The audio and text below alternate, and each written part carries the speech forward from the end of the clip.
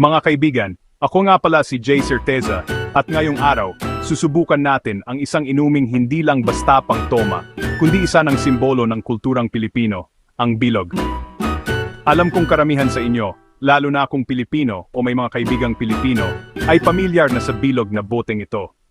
O, yung maliit malinaw na bote na may pulang takip na tila nasaan-saan lang. Pero ano nga ba ang nagpa-espesyal sa ginbilog sa kulturang Pinoy? Una, abot kaya talaga. Hindi lang ito basta inumin. Inumin ito ng masa para sa lahat. Mula sa masisikip na kalsada ng Maynila hanggang sa mga tahimik na dalampasigan ng Palawan, ginbilog ang go-to para sa magandang oras. At hindi natin makalimutan ang mga ritual na kasama nito. Ang pag-inom ng ginbilog ay parang isang seremonya. Lahat ay nagtitipon sa isang bote, nagpapasa-pasa ng isang baso, nagsasalin at nagtatagay. Tungkol ito sa pagkakaisa, pagkakaibigan, at pag-enjoy sa bawat sandali. Pero hindi lang ito tungkol sa pag-inom. Tungkol ito sa mga kwentuhan habang humihigop, sa mga tawanan, at minsan, pati na rin sa mga luha.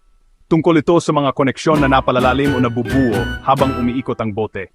Sa maraming paraan, ang ginbilog ay hindi lang inumin, tagapag-ugnay ito ng mga alaala. At syempre, flexible din ito. Kahit ihalo mo sa katas ng suha, sa klasikong kalamansi at tubig, o diretso mo itong inumin, umaayon ang ginbilog sa panlasa at estilo ng bawat Pilipinong manginginom.